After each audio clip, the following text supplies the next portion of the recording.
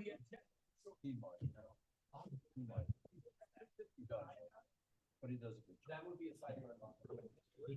Okay, I'd like to start the planning commission meeting Wednesday, February 28th, 2024. It is now 6:33. Call to order, Mr. Kinney. Here. Mr. Smith. Here. Mr. Reyes. Here. Mr. Burke is excused tonight. Mr. Price. Here. Secretary Anderson. Here. Vice Chairman Clunian. Chairman Flynn is here. We have a quorum of 7 tonight. Emergency evacuation. Doors you came in, go out from the left to the right. If we could please stand for the Pledge of Allegiance. I pledge allegiance to the flag of the United States of America, and to the republic which stands one nation under God, indivisible, liberty, justice for all. We have a couple announcements tonight. If anybody's here for Buckshorn Meadow, will be continued to March 27th. And if anybody's here for Coventry Self-Storage, that will also be continued to March 27th. Okay, approval of minutes. Before we start, I saw one correction that I made. I believe Mr. Smith made the nominations, and it has Mr. Price. Yeah. So if we can note that. So on that, saying that, I'll entertain a motion. I'll make a motion that we approve the minutes from the January 24th meeting with the noted correction. I have a motion by Mr. Smith. Do I have a second? Second. Second by Mr. Price. Do we have any discussion? All those in favor? Aye. Any opposed? Motion carries. Okay, next on the list, we have a one-year extension request, one-year extension for Carl Luca Estates, owner John Carl Luca, applicant same. It's a master plan approval, 13-lot residential subdivision, AP 60, lot 56, AP 68, lot 137.1, zone R20. And it's in the intersection of Metro Drive and Diane Drive. Come on up, John.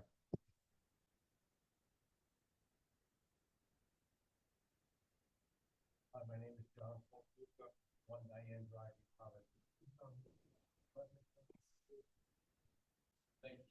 You're welcome. 1 Diane Drive in Coventry.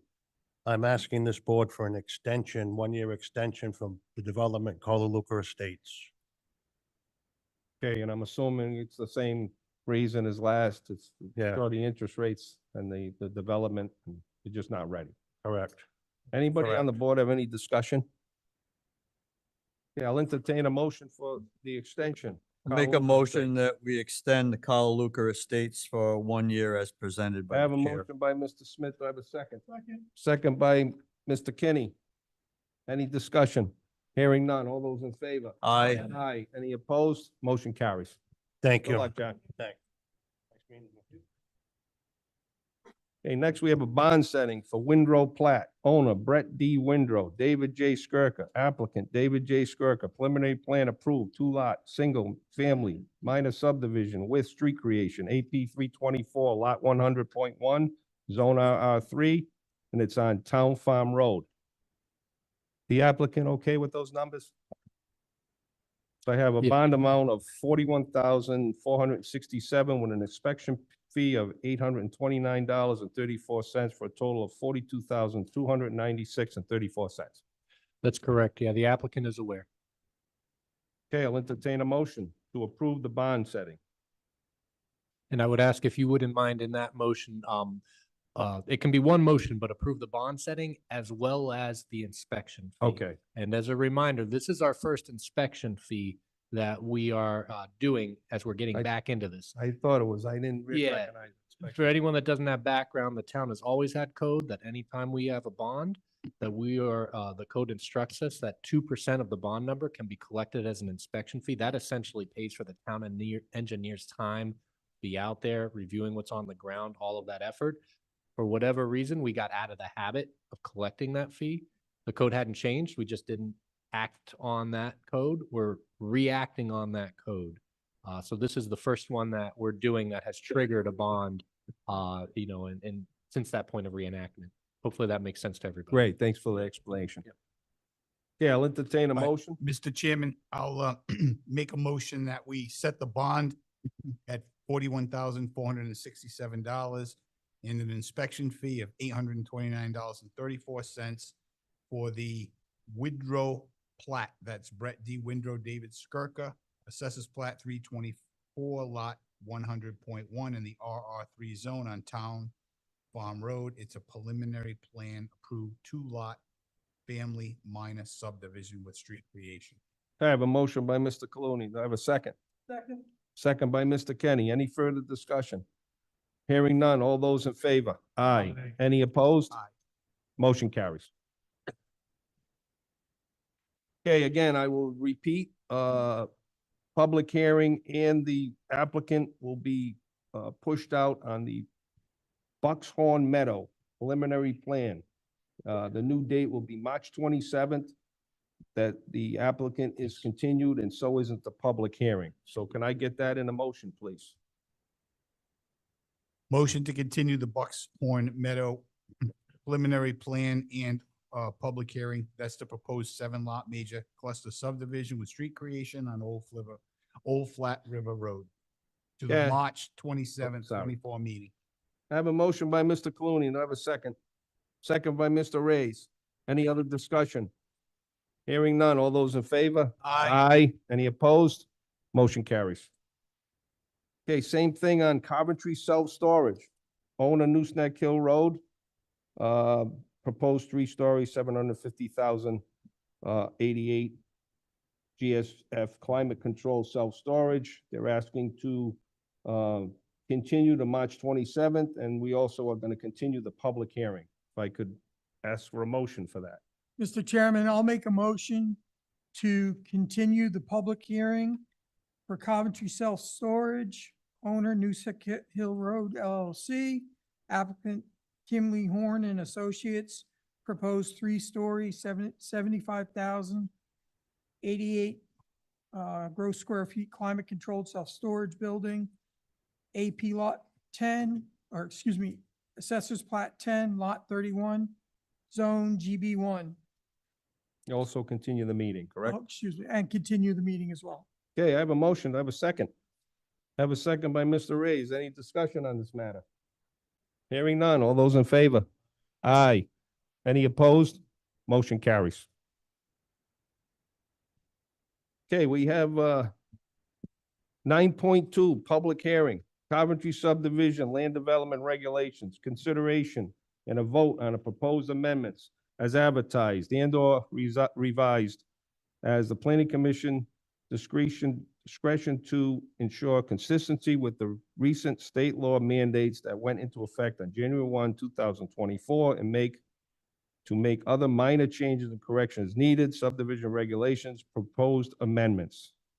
Do you want to give a quick, I'd be happy to. thanks, Doug. What you have in front of you is a document that is just the sections of code that we're looking to change. Let's all assume that what you've already adopted has already been implemented into code. You had a meeting on November 15th in which you made major changes to the subdivision regulations to address the new state law mandates. Since that point, we caught a few things that needed a touch of cleanup. And we're doing that here. While we've been getting to know the code as new planners, we've also found some things that struck us as confusing or otherwise we thought were worth addressing. And we've got those in here as well. So this is a package of changes. There's a couple ways we could go about it. If you'd like, I could go through basically this document on just a page by page to give you a quick hit of what is changing and why. Oftentimes that might be a pretty common sense type of change. We did this for better clarity. We did this because this was a section that was just missing. If everybody's comfortable with the document, I could also just accept any questions that anyone might have of the document at large. So I'm at the pleasure of the commission or what you prefer. I'm comfortable. How about the members? Members comfortable? Okay. So if there's any questions about it, you're welcome to ask. Some of the changes in here I think will be helpful to staff.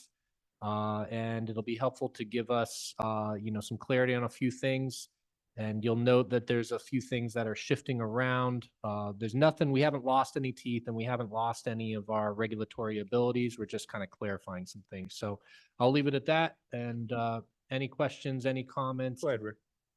Yeah, just one question on the administrative fees. It says a copy of the current administrative fees shall be maintained in the planning department as opposed to them all being listed there. Correct. So are they gonna be pretty much the same fees? Do they change from time to time? Do you need the council approval? That is excellent questions.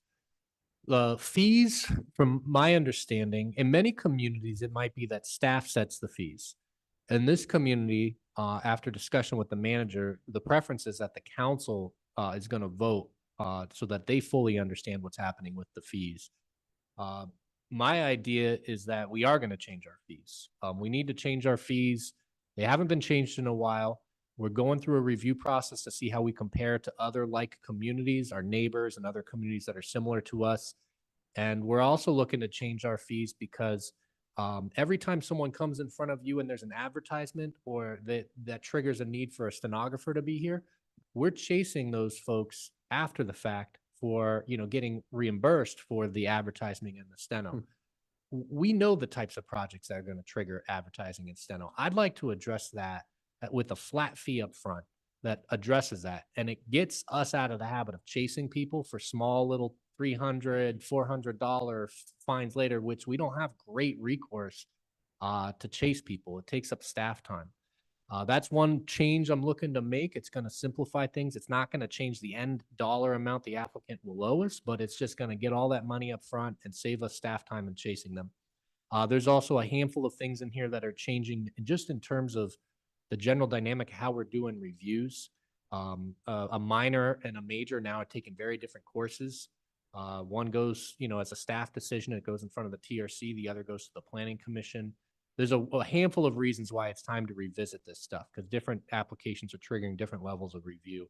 And I'll be honest, it's been a while since we touched on them. So I think, most of them are going up, not down, just as a course of, hey, these fees are rising with the cost of everything is rising. Yeah, the reason I brought it up was because, and obviously if you change the fees in the regulations every time, it's probably going to trigger public hearings and all this other stuff. So the way you've done it is fine. I just wanted to make sure there was a check and balance. So anytime the fees are going to change, that requires the council vote. And then we're out of it, which is fine with me. I just wanted to make sure this wasn't something where you guys are going to set the fees and then next year it changes. If you're not coming out, you're going to go to the council. So Yeah. I appreciate that. And I also, yeah, it's hard to chase people for stenographer fees, especially if the application failed. We can get them before they record the approved plan, but if it fails, yeah, it's a challenge. And then there's times where we don't even realize that we let someone record and then we find out, oh, they still haven't paid that fee. So we're chasing people for fees even after we don't owe them any decisions anymore. And it's real hard to chase people then. So yeah, there's a handful of reasons, but you're correct. The check and balance is essentially the council's there. To me, when I reviewed it, it doesn't make a lot of sense for these fees to be in your code, essentially a document that you adopt and that you would establish if the idea is, well, we want the council to have the final say. Well, nor do I want you to come here every single time the fees are going to change. Yeah, That was the and point. I have to go to the council every time the fees are going to change.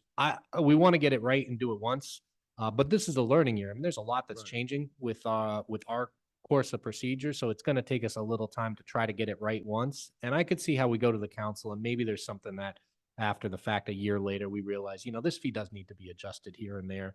But I'd say the majority of the fees across the board, there's going to be some hard look at and some adjustment to, across the board for everything. We're also initiating a policy, as David's aware, we're having stenographers come to every zoning board meeting moving forward, which is a good practice. That's a practice a lot of communities have. We're not charging the steno to any of the applicants to the zoning board, but it's increasing the cost of business of doing an application in front of the zoning board. So zoning board fees are going to go up. Zoning board fees typically now are something that comes in front of you. Someone has a relief for application, you would never see that. That would be a fee that never even touched something you would do. Now zoning relief is an application that will come in front of you at times. So, everything's kind of charting different paths, and it's time for us to wrap our arms around it. Thank you. Yep. Anybody else? Yeah. Go ahead, Chuck. Doug, the fees that get charged for like the stenographer or any other fees during the process, do they go back to your department or do they just get dumped in the general fund? Hopefully they go back to your department. There are, our budget accommodates different lines of revenue. So we're accountable for revenue as additional to accountable for our own expenses. And I mean, that, it's kind of funny, you know, those fees don't really come back to us because we're paying the steno. But you know, we're going to account differently that we are addressing that with some revenue. It's, Or is it going back? it's, To balance that account back out for what you expended? it's being addressed through our budget. So I guess the answer is that I think there's not a local account that we put the money in, but it's understood that line items that, you know, when we collect money, that we properly attempted to budget for the amount of money we expected to collect at the same time as we're budgeting for different expenses. If you budget for $10,000 for stenographer for the next fiscal year, Yep. and you expend that money out, but collect it back, it goes into the general fund, and you got to budget for it, yeah. Yeah, well, it'll be interesting. Our budgets were due, our department budgets were due not too long ago. I submitted mine, but I submitted mine without any assumptions on what's going to happen with fees because that's the council's discretion.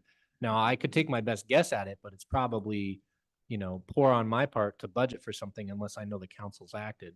But, you know, as fees increase, you know, there'll be an understanding that, hey, you know, that means our revenues are likely going to go up. Right now, my budget hasn't accommodated for that. But my budget is also accommodating for us, you know, trying to address these things in a variety of different ways. It's, you know, the answer is that we do track it. It doesn't necessarily come back in my department, but it still is reflected in a way that, you know, make sure that we know. It would be nice. So that account always stays. I spoke with the, You're requesting your budget every year, and then what you're collecting the money. yep. I spoke with the engineer about, you know, is your budget going to reflect the new 2% fee? He's like, nope. Because it's like, you know, it's hard for him to budget for something, you know, that could be a wild difference on the size of a project, what happened to come in the door that year. And, but yeah, that fee, even though in concept, that fee is to assist him and give him resources, it's going to the town. Yep. Anybody else? Before I open up public hearing? Yeah, I'll entertain a motion to open up public hearing. I'll make a motion to open up public hearing on Coventry subdivision and land development regulations. I have a motion by Mr. Kenny. Do I have a second? I'll second it. I have a second by Mr. Smith. All those in favor? Aye. Any opposed? Okay, public hearing is now open. Is there anybody in the audience who'd like to come up and speak on this recommendation to the town council for the 24-25 capital improvement program? I'm sorry, for the subdivision regulations and land regulations. Okay, seeing none. Dominic, anybody on Zoom, put your hand up. Okay, seeing none, I'll entertain a motion to close the public hearing. I'll For the, make a motion to close public. have a hearing. motion by Mr. Kenny, have a second? Second it. Second by Mr. Smith. All those in favor? Aye. Okay, public hearing is now closed. And I'll note for the record on this matter that the subdivision regulation draft that you have in front of you was also made available as part of the agenda packet for this evening. So that information was made public and publicly available. Excellent. Okay, if I don't have any more questions, I'll entertain a motion. Mr. Chairman, I'd like to make a motion that we accept the revisions to the, or the amendments to the Town of Coventry Land Development and Subdivision Regulations as, in our packet dated February 22nd, 2024, and there are 10 pages. I have a motion by Mr. Clooney, and I have a second. Second. I have a second by Mr. Kenny. All those in favor? Aye. Aye. Any opposed? Motion carries. Thank you, guys. Okay, the next one is not a public hearing. It's number 10, recommendation to town council for FY 2024-25 capital improvement program. And normally what we do here is our task for this planning commission is that it fits the comp plan. So normally we recommend this as written unless there's any changes that anybody would like to see. But Doug, you want to jump in and, okay. I think you summed it up. You know, generally, you know, this document is in front of you for the specific purposes of reviewing what's being proposed and to determine whether you believe it's consistent with the town's comprehensive plan. Staff have done a memo to assemble the base requests, the dollar amounts, and to do our review of what staff thinks in terms of its consistency with the plan. So you'll see that in the upfront pages, but there's a lot of meat in this packet, but in general, a lot of other department directors have spent a lot of time trying to get this right. And our review role isn't really to redo the numbers. It's really just to make sure we're okay with the general direction that it's heading and that it's consistent with our vision. Thank you. Yep. Any questions from the board? Yeah, I'll entertain a motion for a recommendation to town council for FY 24-25 capital improvement plan as written. Mr. Chair, I'll make a motion that, a recommendation to the town council to approve the fiscal year 24-25 capital improvement program as presented. And may I, if through the chair, I might just add to that motion and a finding that the capital improvement program is consistent with the comprehensive plan. And the finding that the capital program is consistent with the town's comp plan. Thanks, Doug. I have a motion by Mr. Smith. Do I have a second? Second by Mr. Kenny. All those in favor? Aye. Aye. Any opposed? Motion carries. Okay, number 11. We have an appointment of an additional administrative officer, which is Alex Barodato. He is our principal planner. And if Doug, if you just want to give a quick explanation on this. Sure. The idea here is that there's nothing in our code that states that the administrative officer is appointed to any specific position. It's always been the historic practice of this town that you had one administrative officer, that was the planning director. I've got no problems that in general, the decisions that need to be made through this department are made with my eyes on it. However, there are times when I may not be in the office or available. There's a plan that Alex and I have seen. Maybe we've seen it dozens of times and someone finally gets it in the door and is ready to record. This gives Alex the opportunity to sign plans. It gives him the opportunity to sign decisions. I don't think we're not seeing this as like dividing the responsibility, but just so much as giving us a backup option when needed for someone to sign decisions, sign plans, that they've got your blessing and authority. There's nothing in the code that says, how this is handled specifically, but I thought it was prudent that this group would make a motion to accept Alex as an additional administrative officer, just for the sake of the record and making sure that we're 100% in the clear on, his actions moving forward. Hopefully that makes sense. If there's any questions. Yeah, and I think too, if you're on vacation and the applicant's waiting for a recording, instead of waiting a week, Alex has already discussed this application with you. Yep. And, as long as he's okay with it, you're okay with it, I'm okay with it, because we want to move these things along.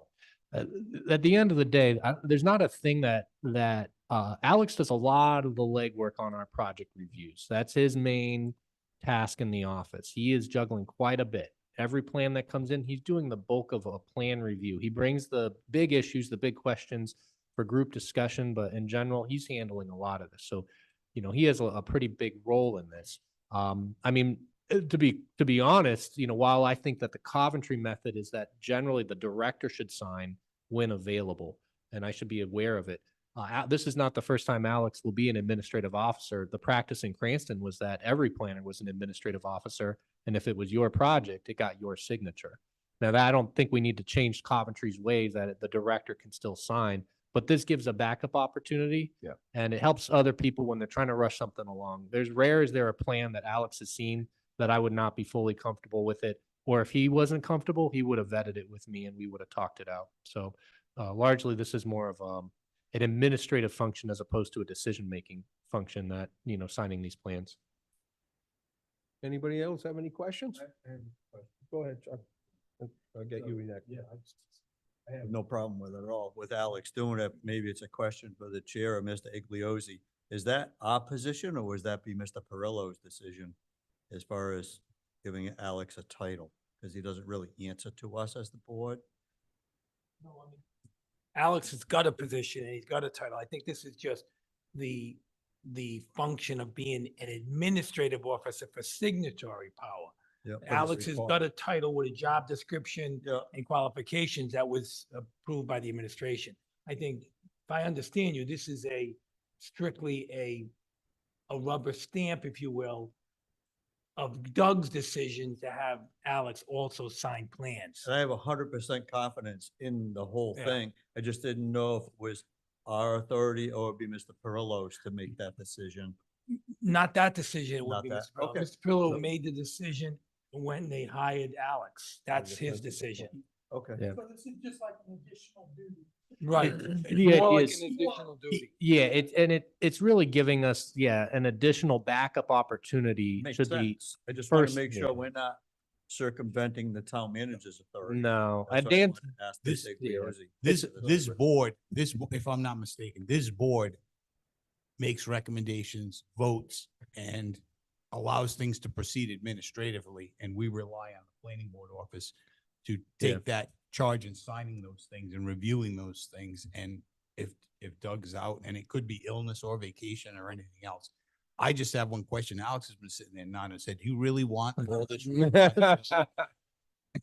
he's, Okay. he's dealt with it when Okay. Alex was, a planning technician Okay, in Cranston. I- He was already given this task. Yeah. This is old hat to him. Okay. It's good Right. questions. I mean, basically I reviewed the whole code for wherever it says this because I wanted to make sure the code didn't say something like the administrative officer is always defaulted to the planning director. So what we're doing isn't in conflict with the code. But the truth is that it's this board and it's the authority of this board and an arm of this board that the planning department acts. When I'm acting as an administrative officer, I'm using and leaning on the authority of this board. Oddly enough, when I joined on, I don't think that there was ever a vote, but it was assumed, hey, Doug, guess what? You're the administrative officer for the town. We don't need to vote. But, all assumptions aside for this one, because it's a different direction, or I guess the first time that we're adding a second person with this capacity, I thought this board would want to be understanding of that and bless that decision. Because again, it's through your authority that we act. When we do something administratively, when we're signing a plan out there, even if it's a plan that never made it to you, it's through the authority of the planning commission that we still have those powers to subdivide, to grant approvals, to write decisions. And Okay, it, we didn't vote, Doug, they kind of worked out. Yeah. And I got lucky there. if I can add a comment, Yeah. I sign recordings too Yep. before the recording, and I have a backup person if Yep. I'm not available, but you don't. So True. it makes a lot And- of sense. If I'm gone for a week and we happen to need a TRC meeting that week, well, guess what? Alex can serve as the chair of the TRC, which is designated for the administrative officer. And, if Alex is chairing the TRC, he's serving some different roles there. So it's important in a few different ways. Mostly it's just to be able to sign plans when I might be out of town. Or someone's in a rush and I'm just not in the office that day. You know what? This is just to keep things moving. Okay. All right, if I can ask for a motion for an appointment for Alex as the administrative officer. The chair, I'll make a motion.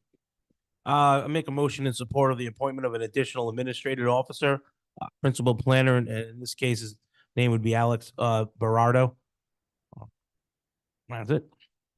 Okay, I have a motion by Mr. Anderson. I have a second by Mr. Reyes. All those in favor? Aye. Any opposed? Congratulations, Alex. Motion carries. Hey, director's report. Director's report, we can keep it fairly brief, but I'm open to your questions if I say something that triggers your curiosity. We continue to have, I think, constructive, productive TRC meetings.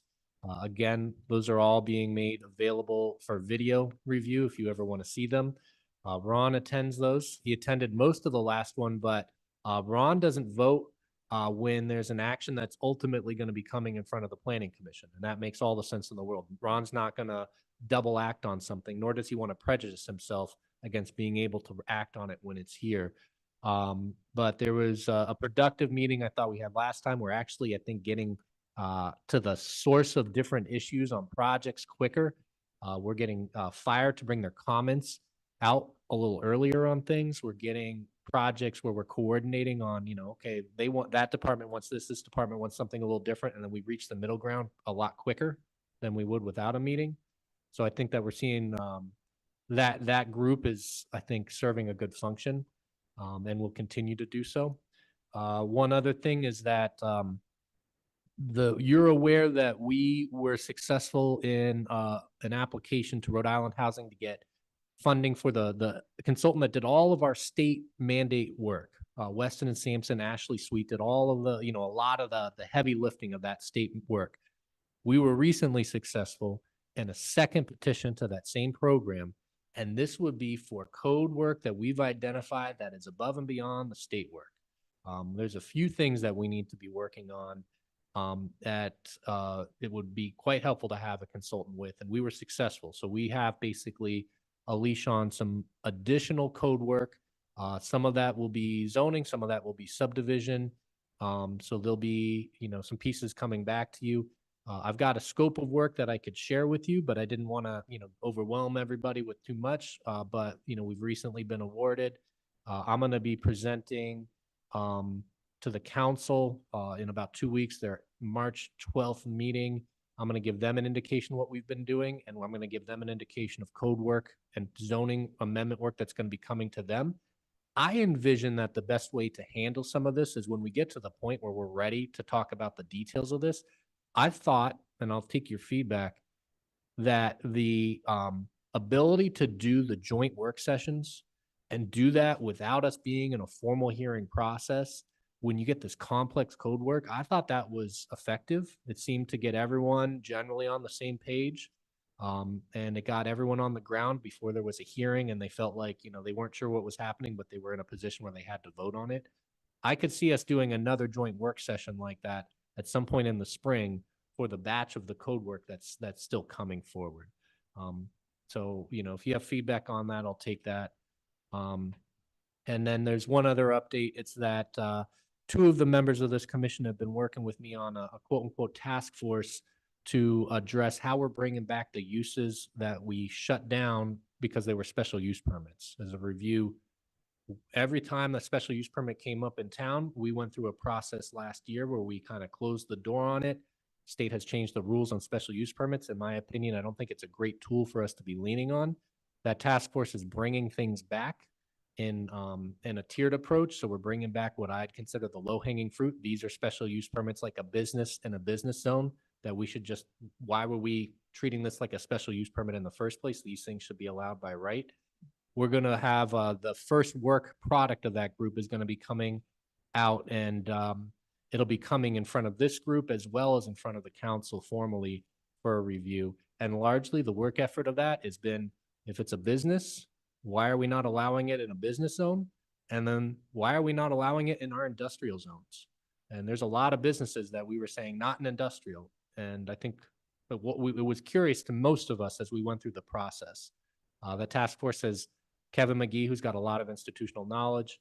It has John Studley, who knew a lot of what had transpired in planning in the last 3 to 4 years. It's got our consultant. So it's got a few people that know, in general, why would we want to handle our different uses in these ways? And I think we're trying to become, fairly open for business in our industrial and our business zones. So you'll see the work product that it'll have a stop here formally because it will be a code change, and it has a stop here before it gets a formal vote by the council.